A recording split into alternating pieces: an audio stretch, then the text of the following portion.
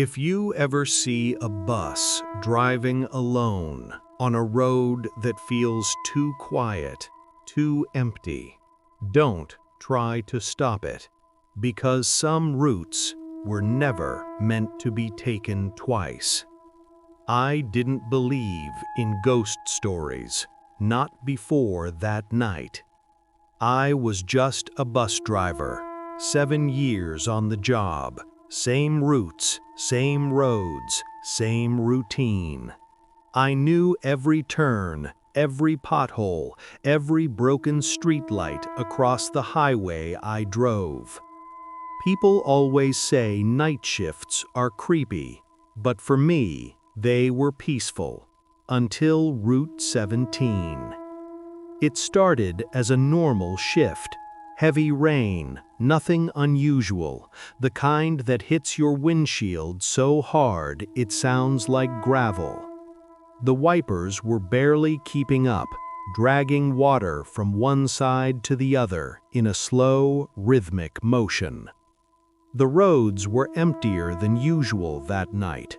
Not a single car passed me for almost 15 minutes. That should have been my first warning, but I ignored it. Dispatch had assigned me a last-minute route change, something about road construction. They told me to take Route 17 instead. I had never heard of it before, but I didn't question it. I should have.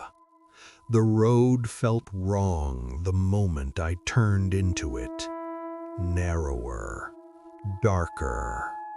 The streetlights were spaced too far apart, leaving long stretches of complete darkness in between. My headlights cut through the rain, but it felt like the light wasn't reaching far enough, like the darkness was swallowing it. I checked my GPS. No signal. That wasn't normal. I sighed and kept driving. Just another road, I muttered to myself. But deep down, I knew it wasn't. It was around 2:17 a.m. when I saw the bus stop, if you could even call it that. A broken sign, bent sideways, half of it missing. No bench, no shelter. And yet, someone was standing there. A woman. She was holding an umbrella, but something about her felt off. She wasn't moving, not adjusting the umbrella, not shifting her weight, just standing there, waiting. The rain around her looked heavier somehow, like it was falling harder only in that spot. I slowed down.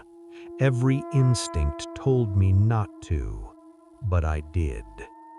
The bus came to a stop. The doors opened with a soft mechanical hiss. She stepped inside, and the moment she did, the temperature dropped. I could feel it instantly.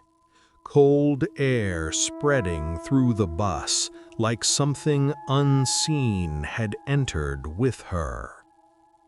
"Good evening," I said, trying to sound normal.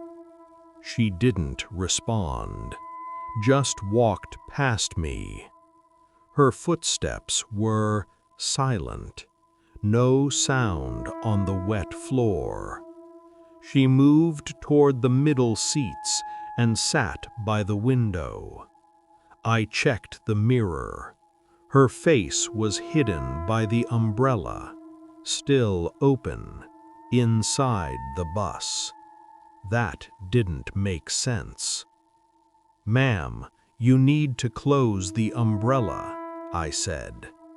Slowly, she tilted her head, but she didn't close it. Instead, she turned the umbrella slightly, just enough for me to see her face, and I immediately wished I hadn't. Her skin was pale, too pale. Her eyes were completely black. No whites, no reflection, just darkness. And her lips curved into a faint smile. I looked away instantly. My hands tightened on the wheel. "Just keep driving," I whispered to myself. Minutes passed, or maybe longer. Time didn't feel right anymore. The road hadn't changed. Same trees, same turns, repeating again and again. I checked the mirror. She was still there, still holding the umbrella, still smiling. That's when I noticed something else. There were more passengers. I hadn't seen them get on, but they were there, sitting quietly, all of them facing forward, all of them perfectly still. My breathing became shallow. "When did they get on?" I whispered. No answer. Of course. I looked at the doors, still closed. No stops, no reason for anyone else to be there. And yet, the bus was slowly filling up, one seat at a time. Every time I looked away and looked back again, there were more of them, all silent, all staring at me. The lights flickered, once, twice, and then the GPS turned back on. A route appeared on the screen, one I had never seen before. Destination, final stop.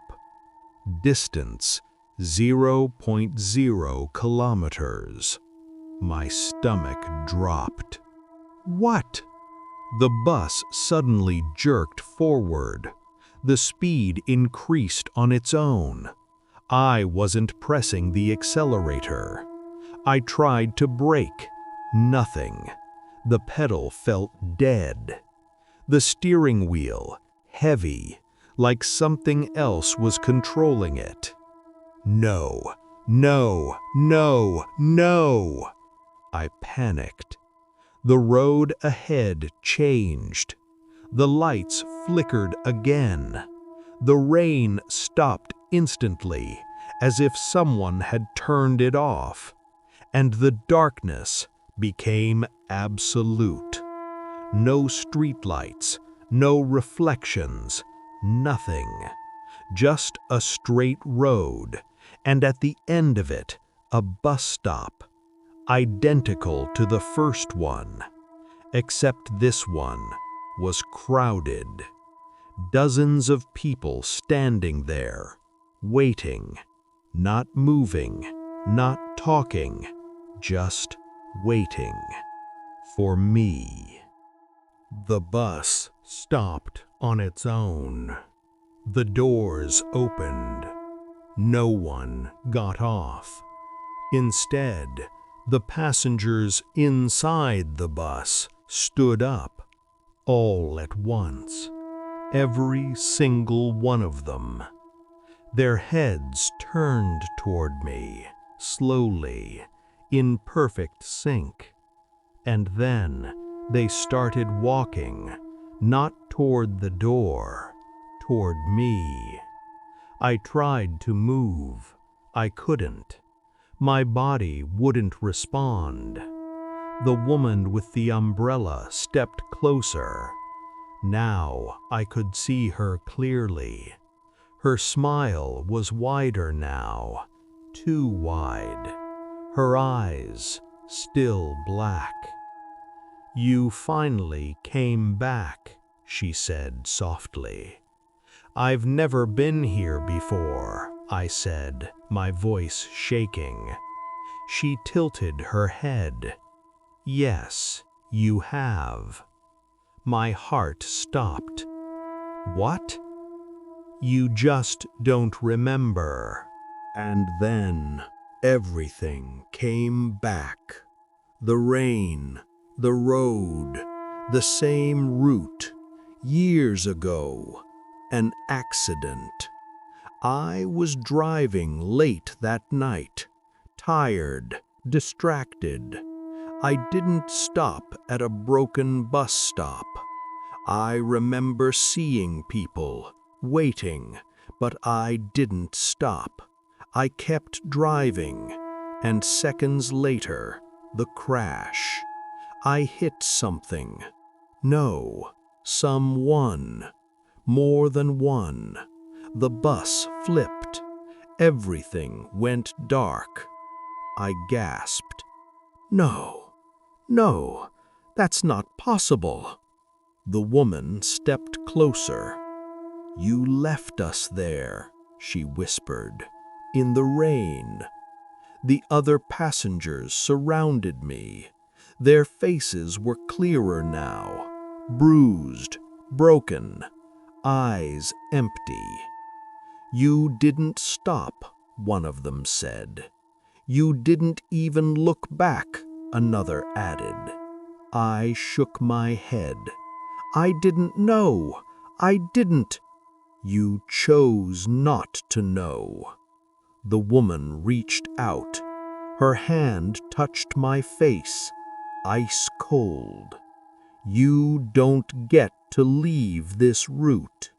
And then everything came back. The rain, the road, the same route.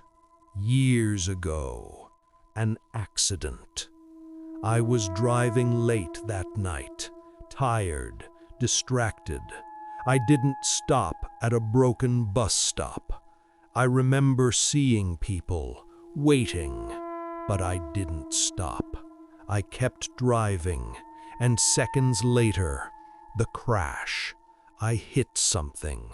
No, someone. More than one. The bus flipped.